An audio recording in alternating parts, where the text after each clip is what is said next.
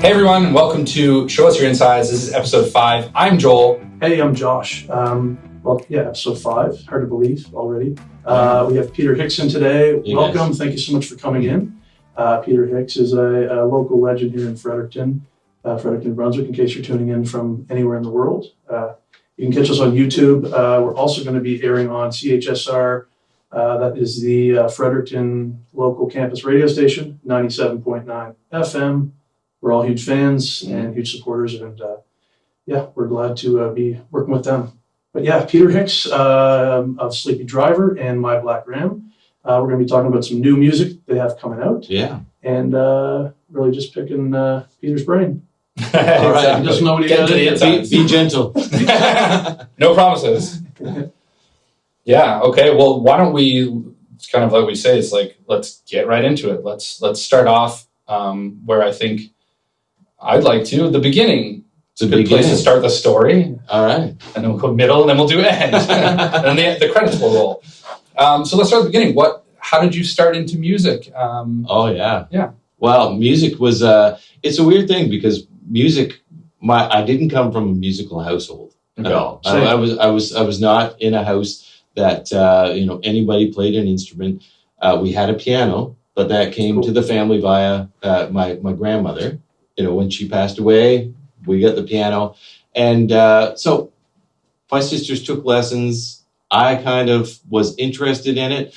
Loved music, but I didn't really love the piano. I took a few lessons on it, but I started kind of in middle school, right? And junior high in my day. Right, yes, I went to junior high also. Yeah. I was right on the cusp. I'm a middle school kid. Oh, are you? All right. That just totally, now everyone knows our ages. I know, right? But with that piano, I was interested in playing.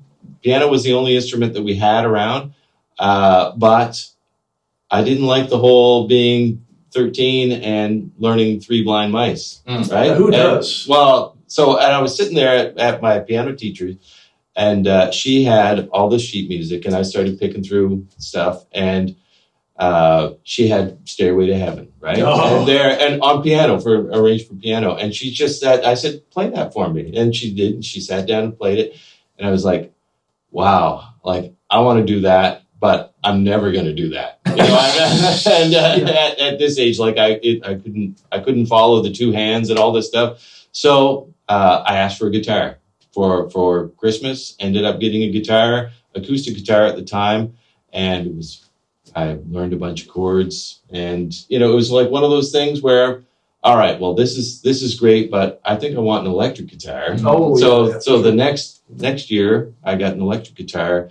And it was funny because I hadn't really learned a lot more than, maybe, a handful of chords and stuff like that. Enough that I could play along with a few of the records. And I'm glad vinyl's back, by the way. Yeah. But back then it was records. Preach, same here. But anyway, so my folks were like, well, what do you want to do? I said, well, let me take some lessons. And back in those days, there was a Fredericton Mall. Back then, yeah. I remember the arcade there, too. Yeah, Do you remember the Fredericton Mall? Was that, where was the Fredericton Mall? Well, it's where, it's still there, but it's not a mall anymore. Yeah, now it's a strip mall. Before it was like a walk-through mall. Yeah, Yeah, you so go it was, inside. yeah, then they had a great arcade. And Yeah. everything. It was, No, you know what? Might have been before. I grew up outside of Ormucto, Okay. Burton. Yeah. So beyond. So Right. Ormucto was my town. Oh, yeah. We had the Ormucto Mall. So. Well, we had the Fredericton Mall. Yeah.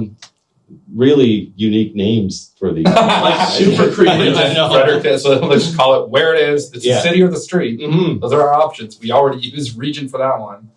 Or it would have gone the other way around. Anyway. But with that, they had a music shop in there. And so here I was, 14, and sitting down with my electric guitar to this guy who was, he was probably 18, right? He wasn't much older than me, but his skill level was far. At 14, he might as well be 35. He's not a trained teacher by any stretch because, basically I had 2 lessons with him And one of them was learning the D chord, and the next one was, all right, you play the D chord, and I'll solo over top you. Yeah. So Something it was, I've seen out of a movie. it was a half. That's what always happens. It was half hour of me going D, D, D, and it was like.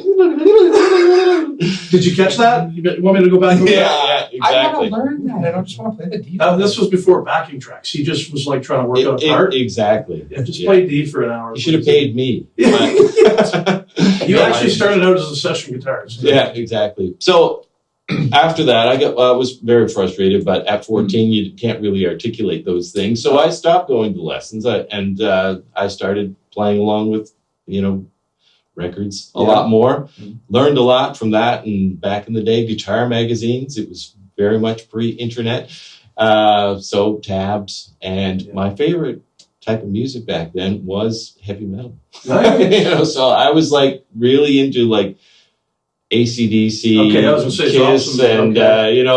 and then eventually into the whole hair metal and Judas Priest and all that stuff. Yeah. So, and by the time I got to high school, met some guys who played, because none of my friends group played instruments either. So, started playing in a band.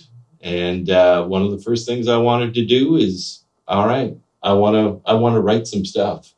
And I always thought, because my skill level as a guitar player isn't really that great, I was like I can write my own song, and nobody's going to tell me that I can't play my own song, well. But if I'm playing someone else's music, they're going to say that doesn't sound like that. Right. So Yeah. Hey. I don't want to play that stuff. I want to play my own stuff. Yeah, exactly.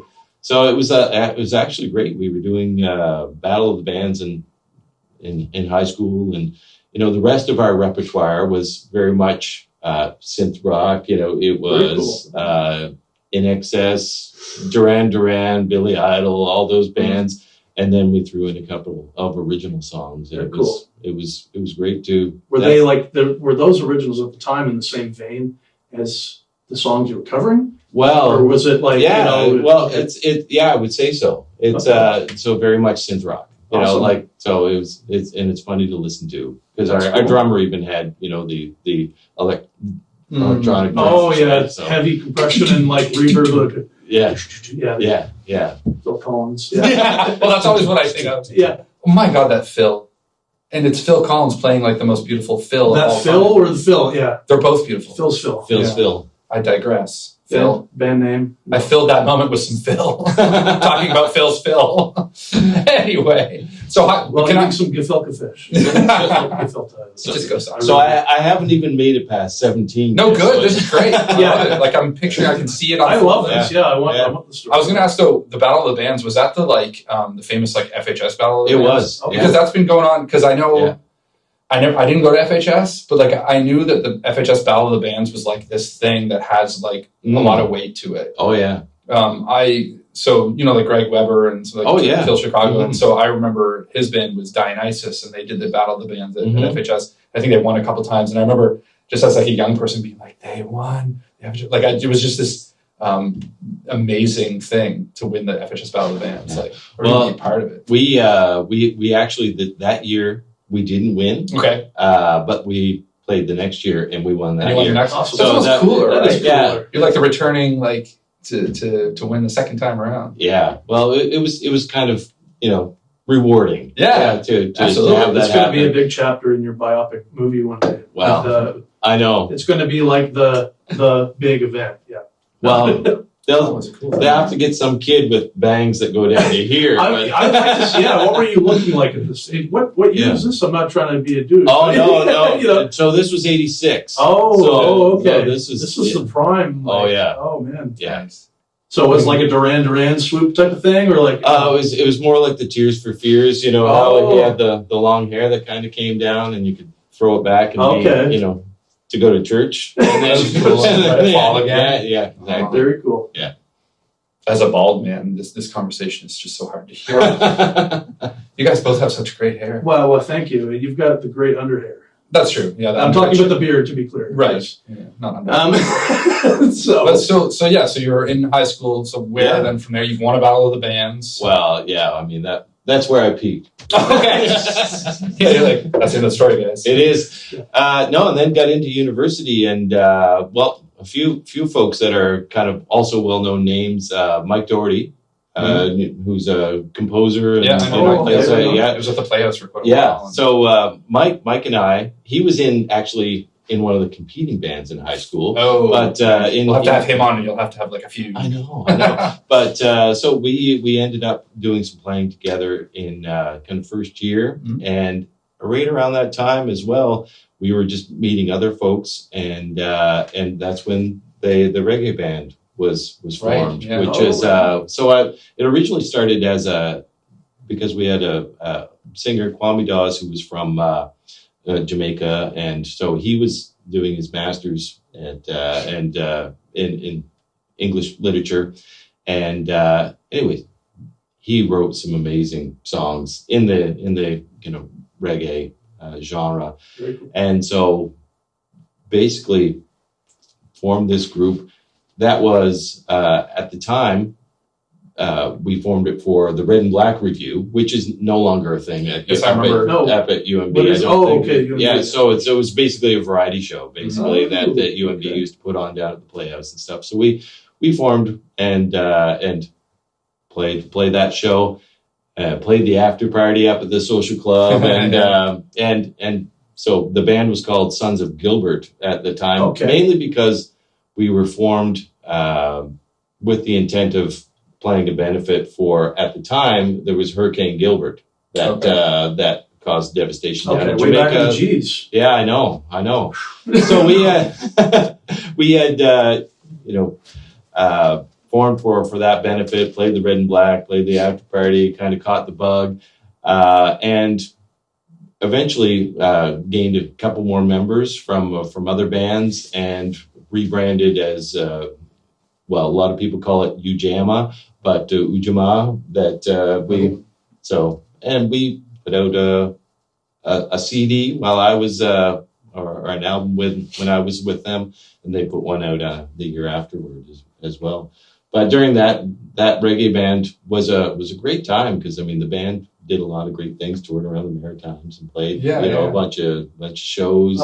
Reggae would just be fun to play. Anyways, I personally love listening to it. So, well, it'd be one of those things where we would, all the frosh weeks all around, the Maritimes and stuff like that. So we were down in Dow, and it's actually a lot of fun. Oh yeah, it was good times. And but as I mentioned to you, Joel, is I was also in school. A lot of the guys in the band weren't in school. Yeah. So a lot of them wanted to tricky dynamic. Let's keep going, and I ultimately had to make a decision. All right, I gotta finish this degree, right? So I backed down, and I didn't really play music for many years after that. Oh, wow. Because you finish school, do some jamming and stuff like that, but I didn't do any like writing or anything.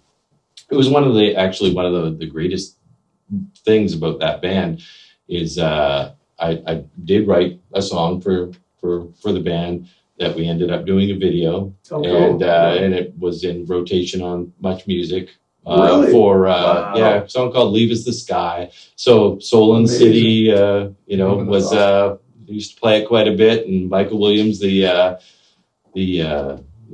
host for that. Wore our T-shirt every once in a while. The VJs, yeah. Were you just like on cloud nine? Because Much Music was like the epitome. Yeah, when I was a kid. It was like, oh my goodness, it's like all I ever watched. Yeah. So you guys remember Mike Campbell? Yep. Mike runs the Carlton now. Okay. But he and another guy, I forget his other name, but it was Mike and Mike's Cross Country Adventure. So I just remember that. Like yeah. So we were on that a couple of times, and awesome. So it was cool. It was good. Is there is there footage of this anywhere? Oh yeah. Okay. I'm looking this up. I can even add it maybe into. Stay tuned. There may be a clip. Yeah, exactly. You never know. Yeah. With YouTube, you never know. It won't be on CHSR, but stick around. No, come back for next episode, and we'll show you. There you go. That's how we're going to start. We'll have to have a clip show. Yeah. But we actually produced the video with the film co-op. Okay. Cool. Yeah, because we were talking about that earlier.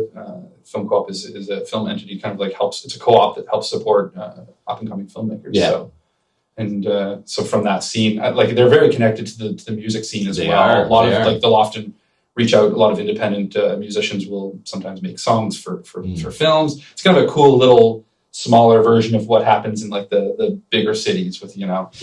like of course you need music for your films. So it was that was another great period. I kind of have these chapters, right? Yeah. in my because Taylor I'm Swift. yeah, exactly. This is that was my You started. reggae era. And, Yeah. But here I was, looking like the Tears for Fears guy, with my hair parted on the side up there, but it was good times. Super good, experience, and Mm. and that. Do you feel like that carried through into your current or Definitely. more recent music? Yeah. Oh, definitely. Because I think if there's one thing that I learned a lot through that band is the kind of the art of arrangement. Okay. Because we were a large band. At times we were 7, 8 people, like depending if we had horns or not and stuff like that. Man. But reggae's like built on completely like rhythms. In many ways, what people are doing is not really complex, but it's how it all fits It's together. layered, and Yeah, you're not playing on top of each other. That's- With 8 people, that would be the challenge, right? Yeah, Not making a mess. yeah. And you really got to work those It dynamics. just sound like noise. Yeah. Well, It doesn't. It's so syncopated and Polyrhythms with each instrument, basically, right? Yeah. So I think that one of the things that I definitely came away from that experience was, how to arrange multiple instruments and the fact that you don't need to be doing anything complex in order for it to be effective. Right. It's very interesting you say that because like listening to your music from both projects, as a compliment to yourself, like I hear that they're arranged very well. Oh, thanks. Oh, Yeah. And in a way that they sound complex in their kind of arrangement and how the songs play with different parts, but you can tell that it's not overly complex where it's kind of stepping on its own toes at all. Yeah. So like it's funny that you're kind of like, I didn't know, of course, before talking to you that you have a background in reggae music. Yeah. And that you say it helped kind of your arrangement, and that stood out to me when listening to the music that you've created. Is it's arranged very well. There's a lot of great moments where the song all of a sudden turns into this moment, and then you have a bit of a moment, and then it switches to the next thing. Like, Yes. and it all works very well together. So. Yeah. Well, and it's one of those things that it takes a long time to learn that because I know that I went from there to doing a lot of home recording on the old Tascam 4 tracks and stuff like that, and you listen to it and it's like, all right, second verse same as the first, right? You don't, there's the adding the layers and stuff like that. Yeah. And I really took a long time writing and recording myself before I got into another band. And so it was, the years after the reggae band, I eventually got into a band called Queen Cab that we also produced an album back in the day. I think that was around 2000 or something that we started. And we're actually the co-lead singer from that band, Ryan Lamey. He lives over in the UK now, over in Manchester, and he was back a while ago and during My Black Ram show, and we ended up doing a Queen Cab song just to. So we were talking like, back when we released this, it was in many ways, it was pre-streaming, it was many things. So we're actually going to re-release it. Oh, and, I was just going to say, put it out on streaming and get up a Bandcamp page. But that's a great, like you got to do that. Yeah, because it's so many brand songs. new. Yeah. Because the album itself was 13 tracks, and then we probably have another half dozen that are we were working on, and that's very cool. Queen Cab was another band that had I think 2 different versions of it. Well, 3 different versions of it because we played as a duo first. The album came out as a duo, and added a drummer and bass player, and then the third iteration of Queen Cab had Greg Harrison on bass, great musician. and Evan Arnold on drums, and Okay. Evan plays with Cool. Satan in Love, and Yeah. That's So- interesting. I got my own band that we had that similar kind of a starting out as a duo and then adding somebody, adding another member, and it definitely changes you have to change the song you do because you can't have a recording that doesn't have that really cool new guitar part on it, right? or whatever. So, but no, and that's an interesting point too about like nobody ever really heard that song. There's got to be so many good like local songs probably that never really get heard. Yeah. Because we're online now, and it's still hard to get songs to people's ears. Let alone That's right. back when you just had your own CDs. I think in many ways there's almost too much music. There's Too many choices because I mean you think about Spotify or anything like that. I mean we're competing with the world. Yeah. Yeah. There's something like, I can't remember what it was. I was reading a stat on like how many songs are released every day, and it's just mind-boggling. Yeah. Whereas like you look at like what the landscape was, because there wasn't access to releasing music, recording at home. Like literally you can go to Best Buy, I think that's what it's called, and get spend $150 and have a home kind of, get one of these mics, and be putting out music. And then some of those songs become, a TikTok thing. Yeah. And then all of a sudden that artist is like the next, That's much more likely if you're a soundbite on a video to be recognized probably. Well, yeah. So I saw like a meme on Instagram or somewhere where it was like this guy pretending to be a manager. He was like practicing to be a manager. And it was like, how's your new TikTok video coming along? How's your new TikTok video coming along? And he just kept repeating like these types of things that like management, now with artists, it's more about, it's not like, I like your sound, like, let's work on making your sound, whatever. It's like, what's your presence? Yeah. How many people are watching these videos? Mm-hmm. We talked to Colin a little bit about that. Colin Fowley, who we interviewed before,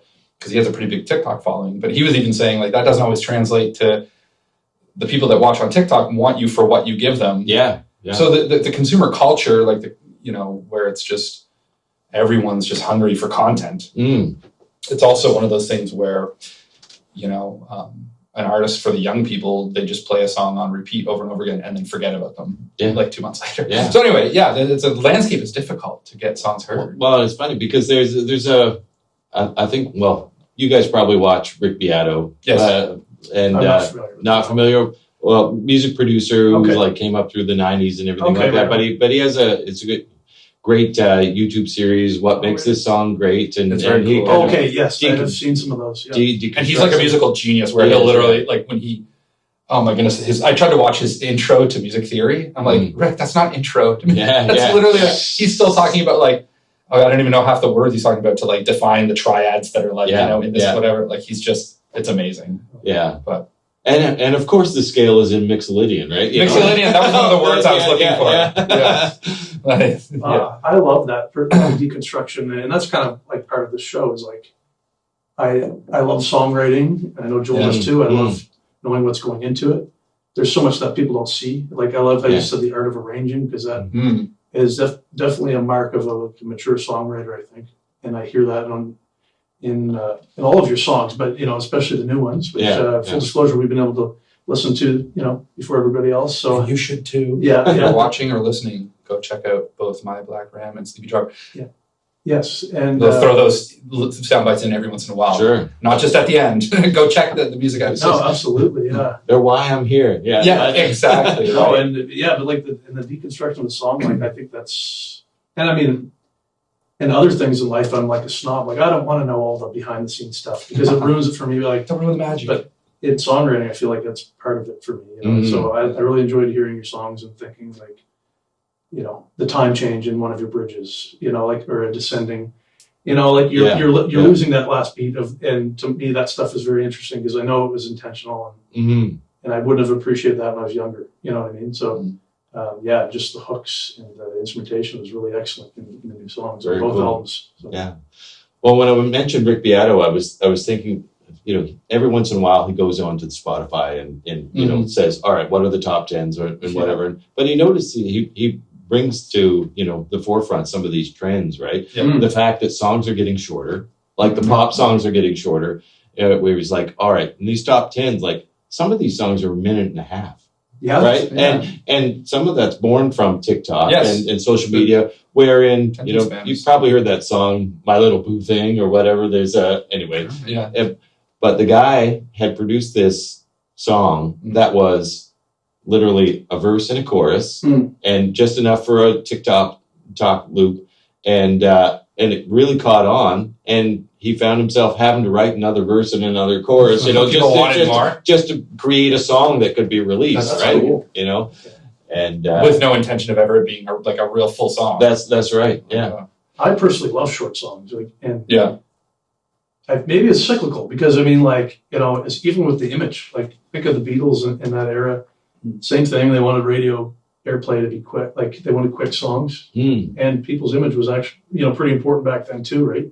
Their whole persona. And it's like maybe we were lucky for a few decades where people got more introspective and they were kind of sick of like these pop songs. Maybe we're just coming back into it. But I know personally, like, my favorite songs are typically under 4 minutes. You know what I mean? Like, I love a lot of the Beatles songs too, and some of them are just, they're kind of like that, incomplete songs, which you know, I find I'll just listen to them 10 times in a row instead, right? They leave you That's wanting the thing, more. that Which is sometimes nice. Exactly. Yeah. Not I've had enough. Yes. Moving on. There's a fine line, isn't there? Yeah. It's like, Just how many times should we repeat this chorus? Right. And Yeah. that's just the It's just excuse a I double use because word. I can't write an interesting song longer than 3 minutes. That's all I can manage. So yeah. yeah. Okay. So let's And not to Sleepy rush Driver's it, but- next. Oh, Yeah. perfect. So Yeah. let's get into Yeah. kind of your current projects and how Yeah. those started. Yeah. And let's talk about those. Okay. So Sleepy Driver, I guess, is Sleeper Driver. After Queen Cab kind of broke up, I was like looking at all the songs that I'd written because we were writing for a very specific genre in that group, and it was, you know, a lot of programmed drums and synthesizers and sequences, stuff like that. But I continued to write in other genres, and I did find that I had a lot of music that kind of fell into that kind of alt country vein. And so I was like, all right, well, what am I going to do next? I think I'm going to take these and I'm going to turn them into something. And that's how Sleepy Driver was kind of born. Another thing about the songs is that there was a theme in the music. A lot of them did involve driving. You know, and whether it's, you know, just through duress, you know, they're either going somewhere or coming back from somewhere. They're either upset, they're anticipating, they're, you know, so there are a lot of those themes. And usually, you know, you think about Sleepy Driver, it's like you're doing a long haul, right? Totally. And in many ways, you know, that's what life is. You know, it's not always easy, but if you're determined, you're going to get there. Yeah. You fight through the If slowness, If right? you've got the right music, Yeah. you will be able to get Well, to your destination. Exactly. Yeah. So Sleepy Driver was born as a 3-piece. There was Barry Hughes, who owns Dolan's. Back in those days, he didn't own Dolan's, but you know, he was a drummer, played with the Downtown Blues Band and a number of other projects, and he was a good friend. So I was like, will you listen to these songs? And so he did, and he was like, yeah, we should do something with those. And I worked with a guy who played bass, and so we started off as a trio. Thought that we needed a little bit more on the sound, so, you know, added John Heinstein on keys, and ultimately, like 2006, we kind of dabbled in recording a little bit. We put out 3 songs, that had a little EP, and you know, put that out. And you know, back then, I guess it was the Fox. I was going to say, where were they going? They used to play local stuff. Yeah, they did. Yeah, it was awesome. So I saw an image on your Instagram of you with Rob. Yeah. Uncle Rob. Yeah. At Yeah, the Fox. Rob had that segment with local people, and I really missed that, actually. Yeah. Well, and actually, even with Queen Cab, we were in rotation on the Fox with a song called "The Sound" that was on there, and another one called "Can't Stay Friends," and they played, awesome. you know, on a regular basis. Yeah. But having those contacts with the Fox, and also Mark Roberts, who used to run the East Coast Music Show, which is no longer, but musician himself as well. Oh yeah, he's great. We had Ring the Black Bell, Yeah, which was the first song that we kind of put forward. that's a great radio single, man. That's a A lot killer of song. a lot of people have told me, it's it could be lyrically, it could be a Pogue song, like Okay. just because it's kind of like very, Yeah. dark and all about redemption and stuff like that. But then we started to record. Thought, all right, next thing we need to do is do a full length. Mhm. So we started in recording, swapped out the bass player, added Mike Hathaway, Mhm. and we were recording with Ethan Young-Lai, who became the next guitar player with Sleepy Driver, mainly because he had a studio in his basement, and That we were probably didn't hurt. no. Well, we were originally, Yeah. setting up we were going to pay him for, recording Nice. all the drums and all this stuff, and it was just kind of funny. Like Mike was there playing. Mike and Ethan lived together at the time, and Ethan was like, if you wanted another guitar player, I'd throw my hat in that ring, That's and cool. so. We brought him on board and didn't end up having to pay anything. So Kill two birds with one stone, right? Exactly. No, he came with all this gear because Ethan's far from a slouch. He was with a band called Even at the time. They became Since August, but they were like Since August. signed to Loggerhead. Yeah, they were a band that since August at one point that had gone and done some things like Yeah, that as a New Brunswick band. I think people were like, "Ooh, that's pretty well, cool." they actually won a contest that took them to Maybe that, yeah. like LA, the Viper Room, Yeah. played New York, played all these places, and Wow. I think Loggerhead Records was distributed by Universal. Mm, So yeah. it was I very, remember like it's cool you bring that up. It was- as a young person, I remember being like, that there were certain band names you'd oh hear. yeah. So it was great to have Ethan on board, and he had learned so much because they recorded their album up. I forget the name of the place, but in the same studio that Rush and Wow. and all these bands have recorded All that and stuff, like man. that. So it's he had learned so much. He was like a sponge for recording, and Oh, yeah. so a lot of the techniques I've learned so much from Ethan too over the Very years. cool. Awesome. But so that's that album that we put out in 2009, Steady Now. That's really where we kind of had our jumping off point for Sleepy Driver as a 5-piece, and, Right on. and then we've expanded and contracted since then. Yeah.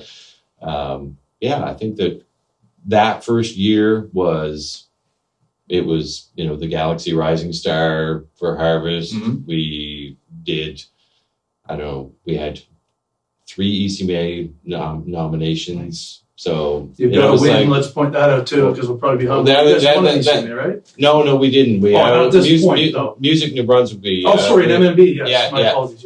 Yeah. Yeah, but I think that our second year, we have 5 ECMA nominations Wow. altogether, but and then a bunch of Music New Brunswick ones with one win, Yeah. and I think that within those first couple of years, like we charted over in Europe on the Euro-Americana charts, Yeah, that's and interesting. we were on the Canadian active rock charts in the top 50, actually top 25 when I look at the That's numbers and we down in the States, the Americana Association, their national charts, we broke the top 100. So Man, that's yeah. exciting. That must have been Yeah. super exciting. Yeah. it was but we talked about family and all this stuff Yes. and the things that happen because people with kinda have to decide. you have to decide, and we all had great jobs, Yeah. right? And all right, what's going to happen here? What are the odds that a 5 or 6 piece band is that we're going to make, whatever X Yeah. number of dollars, Yeah. enough to support our families and ourselves Mhm. if we all quit and go for it, right? Yeah. It's very unlikely. Yeah. So Such a huge risk. Yeah, when you yeah. have people that are depending on you, it changes Mm. the dynamic pretty Well, heavily. You're not mortgages, cars, kids, and That's right. all these things, right? So Yeah. it became a conscious decision, I think, among us to say, all right, well, we can't do all those things, but Mhm. we can do these things. So, Yeah. that we did a number of years in festival circuits and Mhm. doing, shows all over in the Maritimes anyway. And continue to record and Yeah. release music. but certainly the scope of what was happening contracted quite a bit, because as soon as you break the charts, and quite honestly, you can break the charts with support from, a half dozen stations, right? All it takes is, the Fox and, other maritime charts to make a dent and get you into the charts. And then at that point, we had people calling us up who were like, who represents you? Who's, do you want to do this? Do you want to do that? Things were getting real quick, probably. Yeah. And one of the best things that, happened to us, I think, was somebody who was like, I would love to represent you, but you're not a serious band. Because if you're not going to do that, then literally gave you almost like a fork in the road. Exactly. Yeah. It says, why should I invest in you if you're not going to do this? Fair enough. Right? Yeah. And that made perfect sense to us. Yes. Like, I could get you on tour. I could get you to do these things. Yeah. And then it becomes, oh, well, can we do that? Yeah. And it was like, no, actually, we can't do that. Yeah. so it's unless the dollars stay the same for us, we can't really do that. Yeah, that's such a hard thing. Like when it comes to the art of any type, but music specifically, because you can't really get to that next level unless you're willing to be on the road a lot. Because a lot of times, like what I've learned from kind of looking into it more is like that's really how the money's made at a higher level is shows and playing a lot of them. So if anyone wants off Spotify, that's no. So like anyone who like at a point wants to manage or whatever that is, they're like, okay, you got to be our workhorses though. You got to go out and make those dollars to make it. And they saw a lot of potential in you guys, but like for you to have to take that, make that choice then to say like, okay, and that's a grind too, right? Yeah. Like so. Yeah, we both, Joel and I, have families as well. For me, it's like, it's hard to do 2 practices a week instead of one. We were talking about that. So to me, it's also an easy choice. I'm not that I've had even the opportunities for that, but it's something that I thought, is that tours would be cool, but could I really do that? And I think though, like if you're content with, success is relative, I guess, is what I'm trying to say. Yeah. And I'm certain you feel successful in what you do.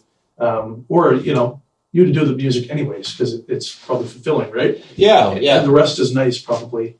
And I think that it's one of those things that hindsight is 2020. For sure, because I've had lots of time to reflect on it, as you do with everything in life. And now where the kids are all older, it's like time. Now let's do it. Listen, is that offer still on the table? Exactly. But it's not. He's dead. Exactly. But it is one of those things that it's a driving passion. I mean, the reason why we started to make music is because we loved creating something, right? Yeah. And sure, it would have been nice to have a wider audience, or a little bit more, notoriety or whatever within the community, but it's a hard slog even to become an East Coast act. When you go to the ECMAs and things like that, and the maritime scene is next level. I mean, we're talking right now, we're within kind of the Fredericton and surrounding area scene. You see that some of the professionalism and the performance, because it's one thing to have a recording, but it's another thing altogether to have a polished live act that actually is going to bring people in, right? Yeah. And that takes just as much time, if not longer, than making an album. Yeah, my personal end, I feel like we're just getting there. Like we started doing recordings, me and my buddy Ollie.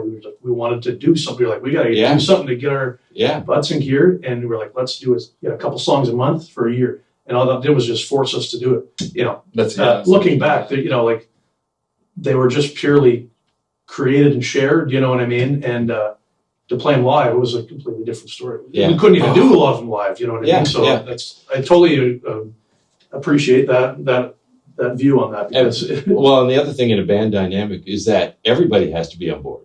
Yes. You know, Yeah. everybody has It's to be. such a team thing. Yeah, It's crazy. It is because I mean, as soon as you want to do something or you get offers to do something or whatever, everybody has to be in on it. Yeah. Totally. Or you know, or you don't do it, right? Yeah. Because everybody's part of the sound. Yeah. You know, so it's probably something that we've all encountered and will continue to encounter is opportunities that become a joint decision. Yeah. Do we do this or don't we, right? Totally. So when I mentioned the East Coast music scene, like I have nothing but admiration for some of the people that are performing and, you know, winning those awards. They're like, there are some amazing exports out of the Maritimes. Oh yeah. And some of my favorite music. Oh man. Not just blowing smoke up our own, but like a lot of great music, a lot of bands that I listen to on a consistent basis. Like yourselves though, like, you know, as I started getting into listening to it more, go listen to it. You know, it's the kind of music that I just let it play. I was at the gym and I just, with my Black Ram and also Sleepy Driver, and song after song, I was like, oh, it's another good one. Yeah. Oh, I really like this one. And then, like, you know, and again, not to, you know, I'm not trying to, whatever. Yes, I am complimenting you. We know you are. I always do this, which is a good thing, I think. Because, you know, it's good. It's really good music. And I think, like, and each song kind of had its own personality. Yeah. But it all fit within the realm of what kind of the rest of the music felt like, right? Mm-hmm. So it wasn't like they weren't diverging so much that it was like, oh, it's a different band. It all felt consistent, but different enough that I could listen to the whole thing, start to finish, and be like, I had a good time listening to all of it. Yeah. So good job. No, it's great. And like, I'm not saying you guys don't have the recognition you deserve. You certainly do. But I feel like when I listen to you guys, I'm like, you know what? Why don't I hear this on mainstream radio? Or, you know what I mean? I think of Joel's music as well. I'm like, it's like, you know, Olympic runners, one wins by, you know, a fraction of a second. I feel like that's like, you know, between the people I know and my friends and I hear their music, and then somebody I might hear on CBC. Yeah. And some of them are on CBC around here actually, but you know, like there's not that much separating the talent between anybody around here. Yeah. Which is pretty amazing. Like, well, and I feel like you know, we talk about the music scene itself. It is a harder nut to crack than it was 10, 15 years ago. Because I mean we've had songs, Sleepy Drivers had songs in rotation on CBC, like nationwide, and also, you know, doing other, you know, being able to have a station up in Red Deer, you know, pick up a tune and give you some spins. But now I feel like with radio stations, fewer people are making the decisions. You know what to play, right? Yeah. So it's a preset playlist for the most part now on, you know, like, and I'm not.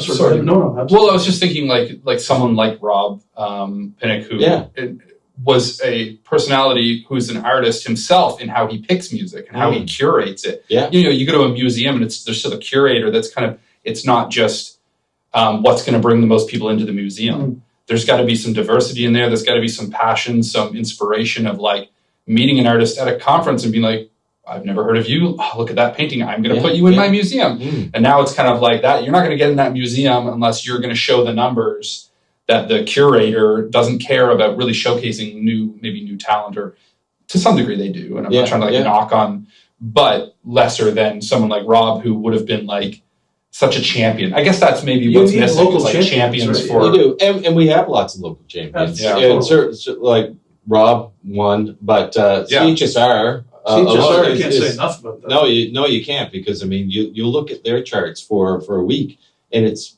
made up almost entirely of local or maritime artists, right? Yeah. And which is unheard of. Yeah. Shout out to Erin Bond, the top banana, as she's known. Like, you listen to one of her programs, and like, I find so many like new songs. I'm like, this is like my new favorite song, and I would have never heard it if it wasn't for CHSR. Yeah. You know, back when I was younger, I was into rock. You know, some of my favorite bands were maritime bands. Like, to me, that was extra cool because, you know, Matt Mays, you know, the Trues, like, they were almost tangible. You know what I mean? Yeah, exactly. And it shows you that, like, maybe, like, I personally never thought, and same kid from a family that wasn't musical, there was a point in my life, like I never considered being a musician. Like I liked it, but it was like, oh, 20, time to get a real job, you know? And I just didn't have that around. But to see people that are kind of close to you, it definitely gives you, it makes it seem a little more attainable, I guess. Yeah. And now you don't really get that on local radio, which is too bad, because I'd love to turn on the Fox and hear My Black Grammar Sleepy Driver, or, you know what I mean, right? Or what is it now? It's not even the Fox anymore. No, it's, exactly. Yeah, it's Bounce. And because, well, I think it's because it got amalgamated under like a larger umbrella, right? Yeah. Everything kind of got purchased and centered, and anyway. Probably not even allowed. Rebranded, although their call letters are still CFXY. So, okay. Yeah. Stay foxy. But, yeah. Oh, yeah. But Rob and Mark Roberts locally, like, and, you know, on the CBC, Bob Mergereau, I think, since retired, the amount of play.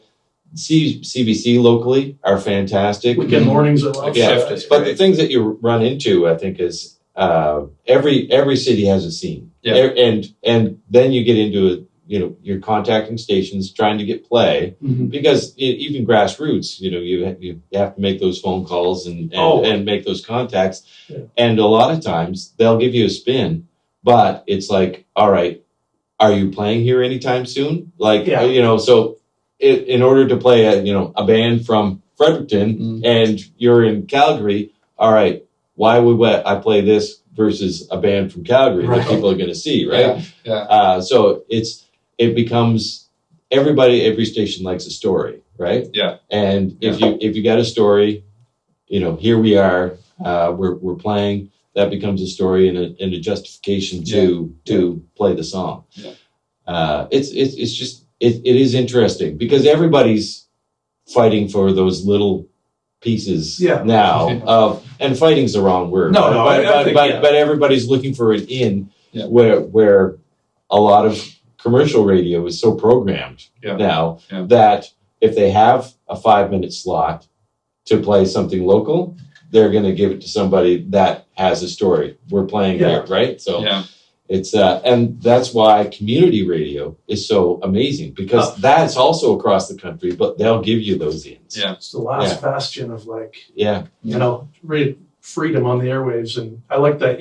Like somebody could be driving through Fredericton, they just turn on, and they what's this? And they hear a new song from somebody who's just coming up. Yeah, and they can be like a champion for them, and even see them rise over the years and follow them, and it creates like a really intimate bond with people, is if I hear somebody that's even like you said, if I hear a band on mainstream radio from Calgary, I'm a lot less probably likely to be as enthused as if they were from Fredericton. It's just realistically the landscape has changed so much, and fast too. Yeah, very quickly. Yeah, and so it makes you just want to stop writing songs and start doing TikToks. Right? Who don't go that far?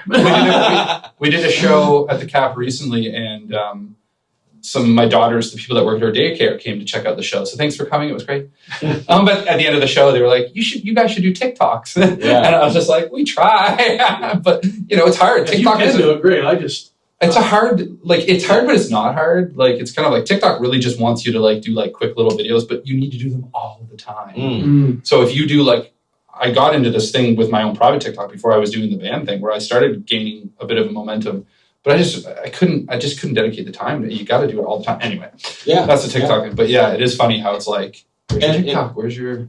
And it's a conversation with the bands too, right? Yeah. Because it's one thing to practice, it's another thing to record. Let's do a TikTok, guys. Yeah. Everyone's like, I'm busy. We just practiced last night. Social media is like one of those things. It's like, it's not always about having something to say. It's coming up with something to say, right? Oh, very much so. The trial and error and the stupid videos I've done are like, I love your video. How do I sound organic, but not I loved your slingshot video. And it exhausts me. So I really I personally don't do a lot of it. But I'm also very okay with, just creating music and playing around here. And I feel lucky to do that. And that's cool. I'm just not the person that can promote and do all that stuff, personally. So I don't know how you guys feel about that. I feel like you're good at it. So you know what I mean. But I guess Well, it takes time. our numbers would probably not say that. No, when you no. look at the number of followers or whatnot that we have, right? It's so hard. It's you do need to come up with content constantly, and we talk about the albums. Like we're our bands are of the age where an album still matters, right? Yeah. Whereas everything else is telling you singles. Yeah. And I know you guys produce, like, you're recording stuff, but you're releasing them as singles, right? And which was, and we still have, I don't know. Anyway, that's been quite a process, just even trying to decide like when to release, or if we, and then doing the EP before and then being like, why didn't we release each of those songs as singles? Because I think people tend to, it's like, I think when you have the album, it's great to have an album, especially for like, if you're doing the award circuit and stuff, they want to see that. Yeah. But like really for people online, like you can get more traction out of releasing a single at a time and not throwing up an entire album on a streaming thing, because then people will listen to like maybe 2 out of the whole album. Yeah. But if you do like one, but then you also don't want to do too many, and then people are just like, okay, we had enough of you. Like, there's a very fine line with all this stuff. And then also partnering a release with like your strategy, like your video that goes with it, your little videos that talk about it, your little, like, there's so much. And you can put as much into a single as you do for a full album, right? Absolutely. In terms of promotion. Yeah. And it's what I was saying, like stories. You got to come up with, everything needs a story in order to take that airtime, right? It's not annoying though, right? You're like, this is the song. Listen to the song. That's the story. Yeah. They want to know that you had really bad plantar fasciitis when you wrote it, and it was snowing, and no, I'm just kidding. But all that's real though too, because I mean everybody is a radio station is also competing for ears. Certainly, right? Yeah. So we have to remember that we might be competing for airtime, and but they're also competing for ears, right? So it's everybody's got they know their niche. Yeah. Well, we should talk about because we talked about Sleepy Driver. I want to get into like, where did My Black Ram come from? Now, was that kind of, because you said you started with like metal music, and did you have desire to kind of go a little heavier? Was that kind of not really? Because I mean, and it's funny. The first in high school, the band that we lost to was a hair metal band. Okay. Throw to the song. You got a song in high school, I believe. Sweet Time is on the first album, which was let's play some old hair metal. I love some old hair metal. Right. But High School Lyrics is actually the verses are lyrics that I wrote in high school. Oh, very cool. Yeah, so actually one of the songs that we played, the Battle of Bands. The chorus is slightly different, stolen from another song that I wrote back then. But it was all because we had wrote this music that was I loved it, and the rhythm of it reminded me of that song. So I just started singing the lyrics over top of it, and it fit, right? So But who knows? I mean, songs can take decades to write sometimes. Yeah, I love that. You brought it back from high school, and it still feels like it's cool when something still is relevant, I guess. Now. Yeah. And so like Joel was saying, like what I guess. What started My Black Ram? Yeah. Where was the divergence, or was it just like some friends wanted to do something different, or? I guess I started as My Black Ram as a solo artist. Oh, okay. Cool. So I had done, and this was back in the early days of Sleepy Driver. I actually went up, did a bunch of dates up in Ontario and stuff like that. And so I didn't feel like I was hiding behind a name, because I didn't think that Peter Hicks had much marquee value. It wasn't very intriguing. And you didn't want to change your name to like Peter Dynamite or no, exactly. So I came up with this, My Black Ram, but I was playing acoustic music, so it wasn't at all what the band was now. But when Sleepy Driver was kind of doing a little hiatus after Sugar Skull, we kind of like, and we had recorded some things that didn't ever come out, and we were like, all right, well, if we're not going to play, I want to play. I've got all these other songs that have been written, and I I want to put them together. So, and I love this name, My Black Ram. So let's create My Black Ram. It's not going to be acoustic music. It's not going to be Americana. Let's do like, you know, something a little bit more synth rock, new wave, indie rock kind of thing. So super upbeat and very fun songs too. Yeah. Well, the first album, it was funny because the band put out Sugar Skull. Sleepy Driver put out Sugar Skull in 2017, and we played a bunch of shows in 2018 to support it. But then kind of everybody went their own ways, and so it was kind of like, all right, I want to do something. We actually recorded the debut My Black Ram album in like 3 months or something like that. Yeah. And that was unheard of for Sleepy Driver because that was always like a year-long process, maybe not more. So we put that out in 2019 and had a bunch of things lined up for it. And then 2019, what happened? Yeah. Very well, it was feels like a dream. Yeah, it does. But nightmare. So all that said, My Black Ram was a very conscious effort to distinguish ourselves from Sleepy Driver, and it's funny because while I talk about My Black Ram with you guys in the same conversation as Sleepy Driver, there are lots of people out there who know My Black Ram who have no idea who Sleepy Driver is. That's cool too. Though, yeah. So it's kind of like they're two distinct audiences. Oh, and they're two, like, the vibe I get, and it's interesting. You were like, I want to do something with these. Yeah. It's like you have these songs that were just itching to be released. So it feels like that was maybe a big motive for, you're like, I just need to get these out into the world. Yeah. And I can relate to that too. And sometimes I feel like, I don't know about you, you said when you created started Sleepy Driver, you had these songs that just felt more like Americana. Yeah. Which, so, sometimes I feel like maybe songs just don't match the group you're doing, and you need to follow that.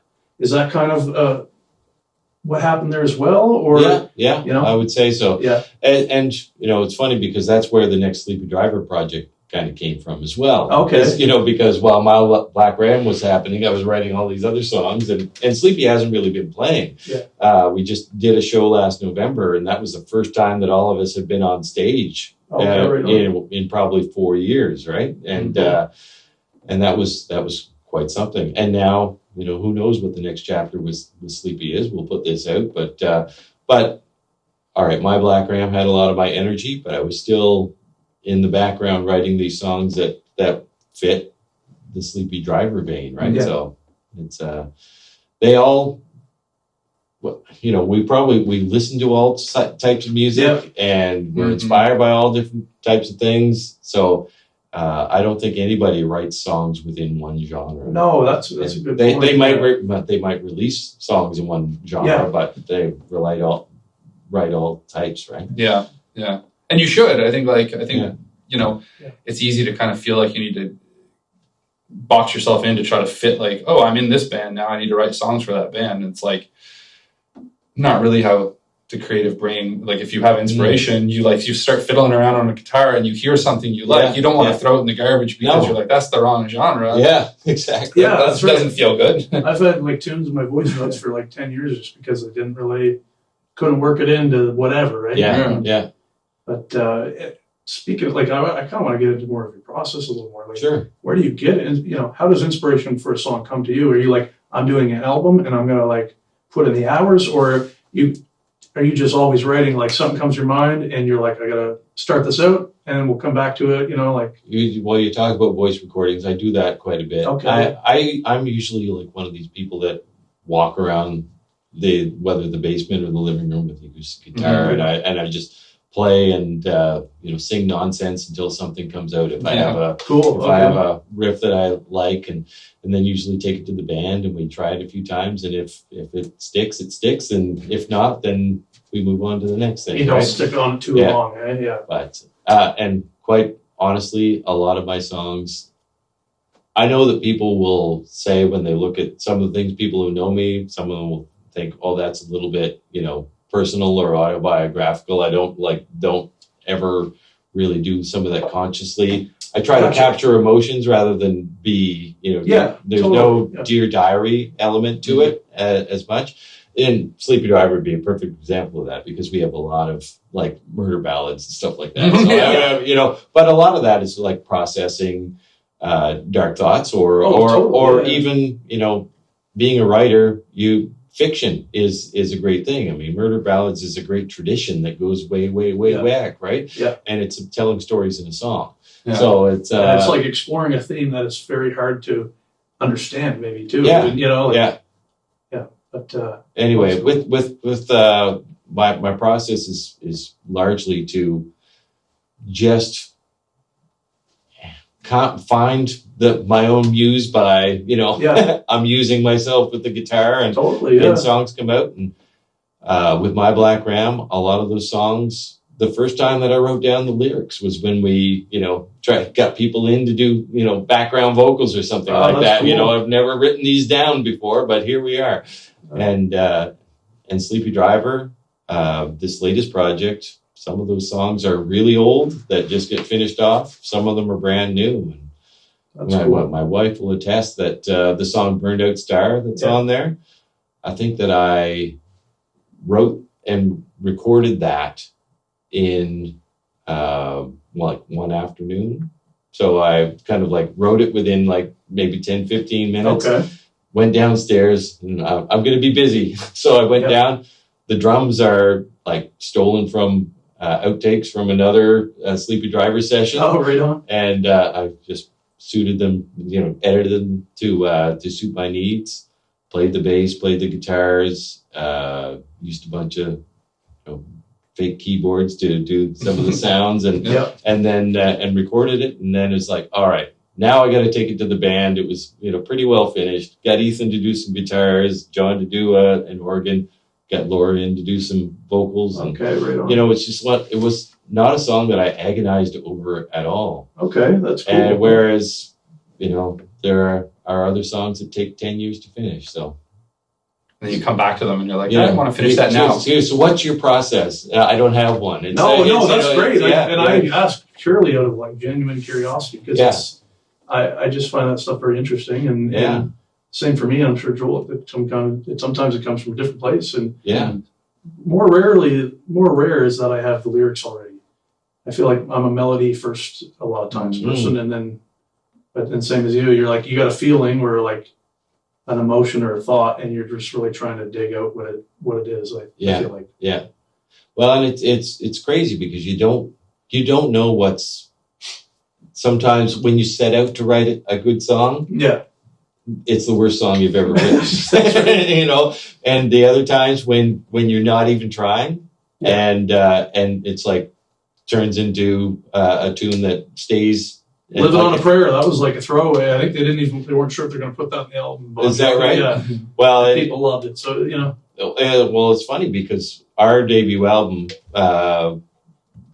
for Sleepy Driver, Steady Now, we had, I don't know, we had 9 or 10 songs, and we were like, all right, we need to round this out a little bit.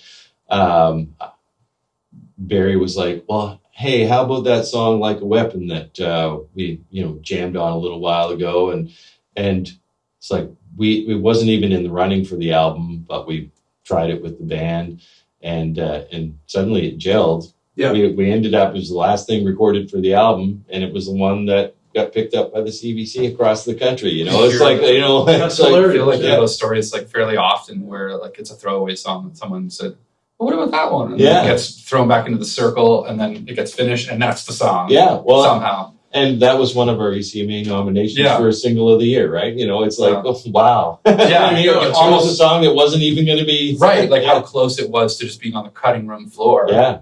And like when you were talking about, it's like a sprinter, you win by seconds or milliseconds or whatever. Yeah. So like how a song like just eked it out to get on there. Yeah. And then it becomes kind of like the song where and it's so funny how, like you said, if you set out to be like, I'm going to write the best song, chances are it's going to be like, but if like, I like how you said your process is, I kind of relate to that, like just walking around with the guitar, just fiddling kind of, right? Like kind of like making noises, and then you hear something and and sometimes you're interested in it and you carry it forward and it doesn't pay off. And okay, that wasn't really, it didn't go anywhere. Yeah. But then sometimes you find the next part, and then maybe you're making like the nonsense noises. Yeah. And then you hear something and you're like, wait, that sounded just like Exactly. this. And you start singing that and you go, oh, that's the song. Yeah. And then it just goes from it. Like some of those songs, it feels like they happen naturally.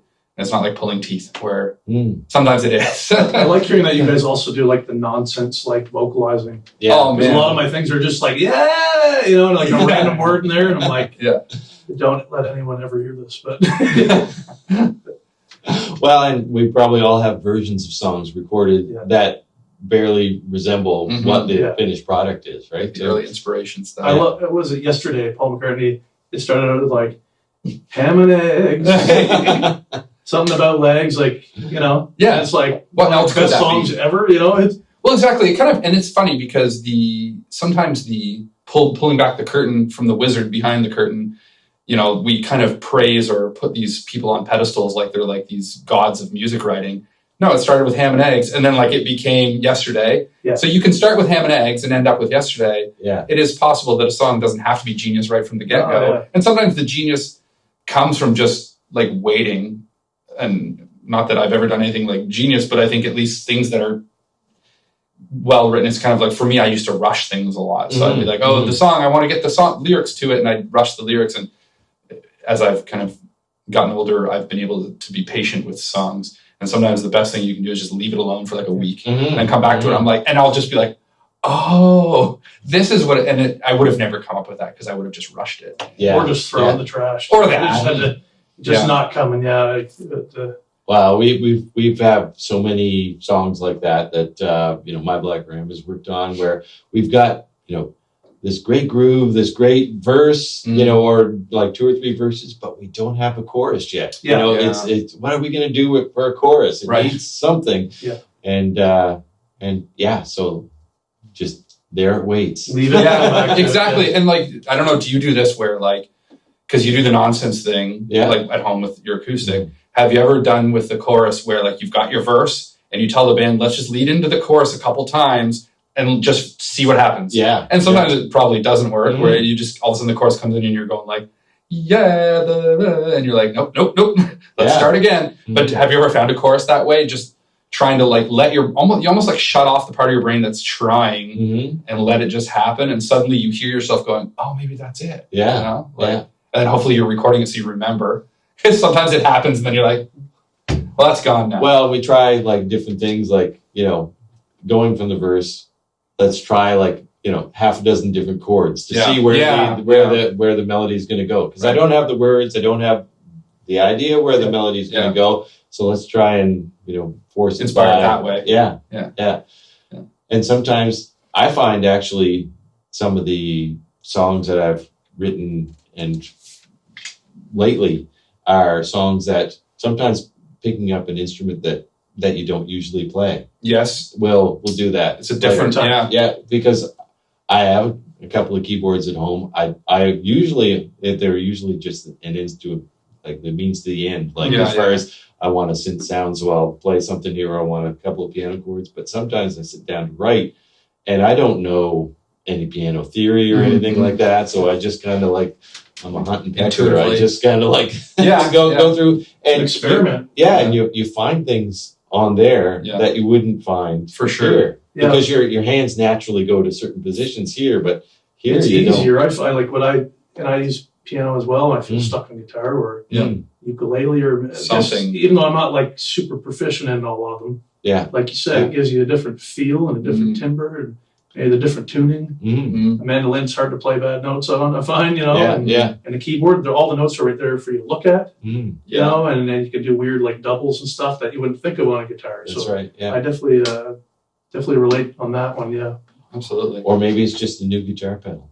Yeah, yes. That has you dial in something that inspires something completely new. Oh, for sure. Do you ever try because I don't know what recording software you use, but like even sometimes I'll go with like a MIDI keyboard and like just try some weird arpeggiated sound or something, just to because so much of it is rhythm too. Like it might be like a C to D to E, whatever the heck. And if you just do it straight up, like, but if you have something that's going, all of a sudden you get this rhythm. Sorry to the listeners. I do this to the band a lot too. I'll be like, guys, picturing but yeah, like something rhythmatically catches your ear and you go, like that can sometimes spark like an idea that either maybe brings in a chorus or like a verse or some melodic thing you just would have never thought of. Yeah. That so much of it is like on guitar, I find with acoustic, you do the down strum, up, down, you know, but same with keyboard, like the rhythm's different and sometimes you sing over it differently. So same here. Yeah, totally. You were saying like same thing. Yeah. Sometimes going to the keyboard will just refresh you get caught in that loop of like, I'm not getting it. Yeah. Yeah. But yeah. Well, and I think I haven't really dabbled in it too much aside from like maybe a drop D or something like that, but Different tuning. Different tunings Yeah. and stuff too. I like some open tunings. Yeah. Open G maybe. I feel like I could just play in that for hours, you know? Yeah. Again, it's hard to play a bad note and you can do like these cool, you know, mostly open and then Like hit one fret on one string, you know? And it's like a Changes completely different chord. Yeah. I just know personally, like, what are the odds I'm going to have another guitar tuned to that? Like, so am I going to play this live? Right. I'm like, it's like we have a song. I'm like, I'm going to bring the harmonica and we'll do that. And they're like, you're not going to do that. You don't ever remember to bring a harmonica. Same. I'm never going to have a tuned guitar in a different. But what we should do, like, I want to throw to a song. Yeah. And I think we've already talked for probably a little over an hour. Wow. Which is not a bad thing at all. But I think if we could do that now, we wanted to throw to Bow and Arrow. I wanted to talk a little bit about that Sure. one. We'll probably have to like wrap up after this fairly quickly, but let's talk about it a little bit. So is there anything you want to say before we play it? Or do you just want to let it play and then kind of... Yeah, let's play it. Okay. We'll come back to it. So this is Bow and Arrow, Sleepy Driver. Take a listen right now.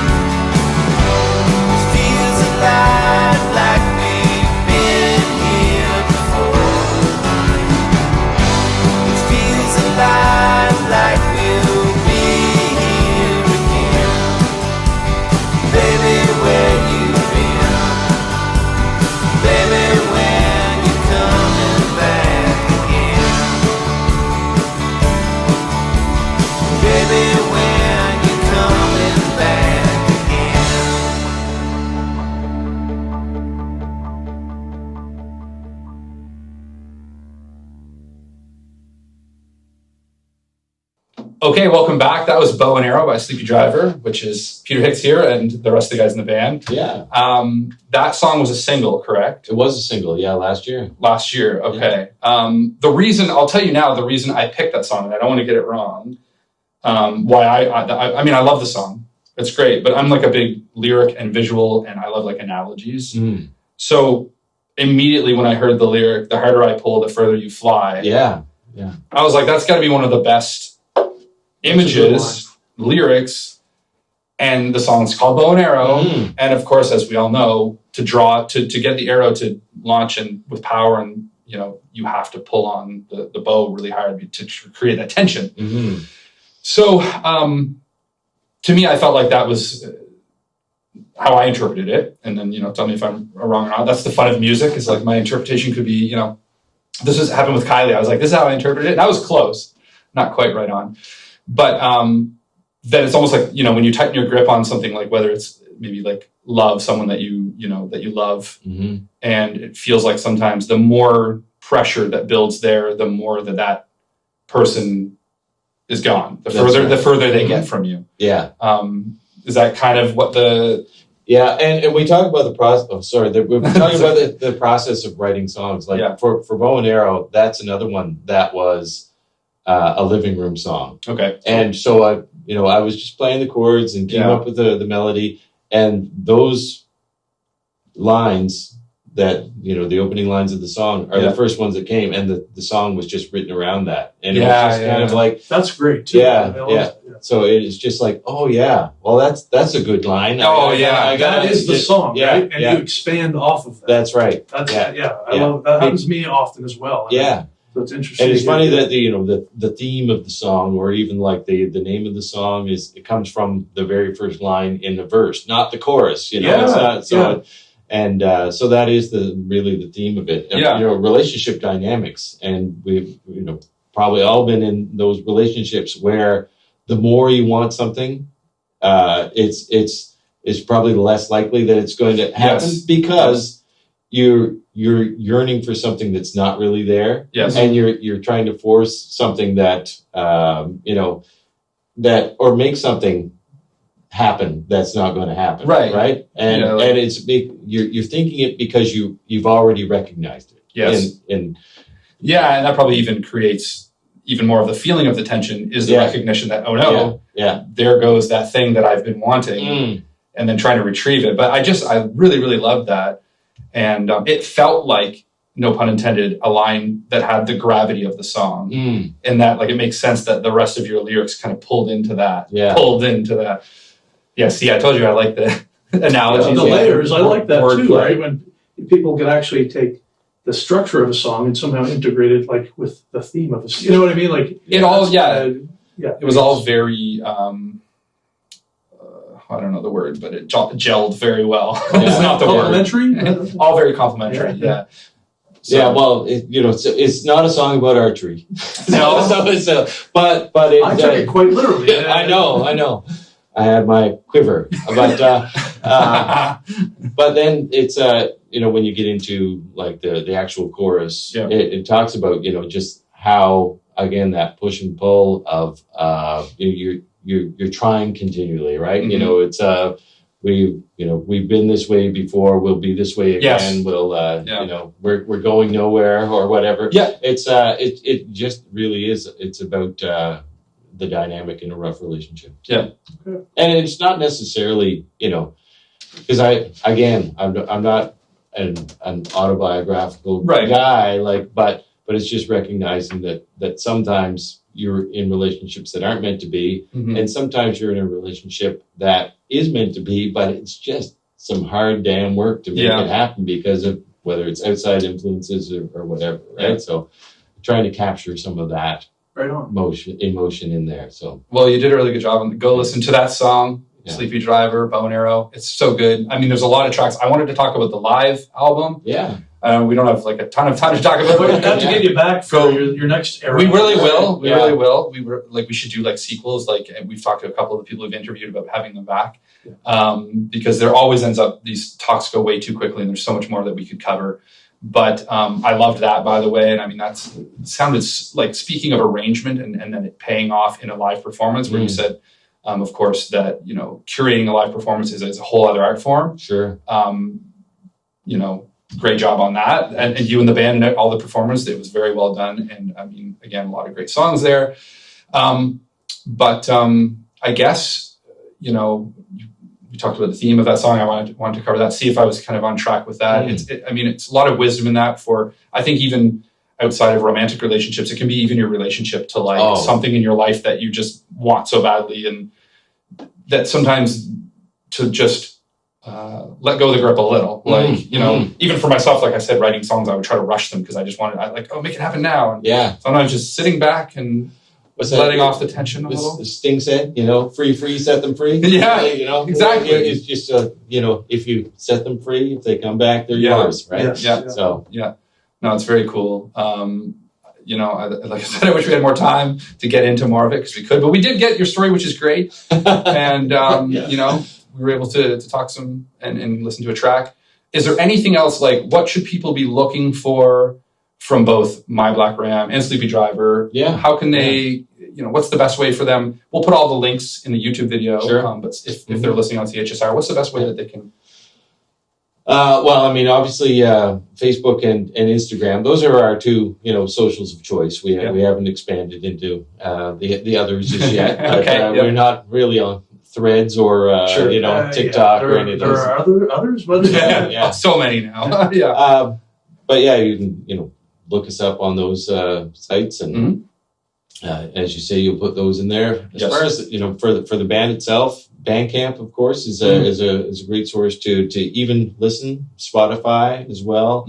Throw us into a playlist or two. That would never hurt. You know, those are free promotion things, right? If people are on Spotify, add it to, if you know, you like the band, put us on a playlist, and doesn't cost you a cent. Exactly. and it expands the audience, right? For artists now, it's almost more valuable than paying the money to go see a show. Like, if you put them on a playlist, you have a band that you listen to a song, do that. Take the time. Just works the algorithms a little bit differently, right? We should put a playlist together probably for the show. We are going to, yes. Yeah. That's a good point. Great idea. Yeah. So both the My Black Ram and the Sleepy Driver projects will be out in the fall. Okay. We're in the process of trying to decide on what single we're going to put out. You know, it seems strange to call it a single, but what first foot forward that we're going to put out for each of them, because they'll each have a video and each have a, you know, first song, and then the album comes out, and who knows after that, right? Yeah.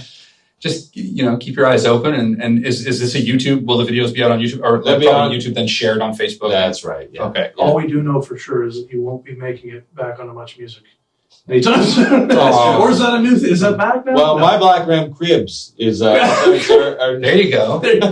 That's our next thing. It's actually just you guys playing cribbage. Yes, exactly. East Coast style. With our bifocals. Yeah. That'd be a great music video. Like, and then the contrast. But actually, Ed the Sock started doing, like, he's like on Instagram and started doing like interviews and stuff. Oh, yeah. Independently. Really? So there's little remnants of Much Music still kind of trickling. That's fun.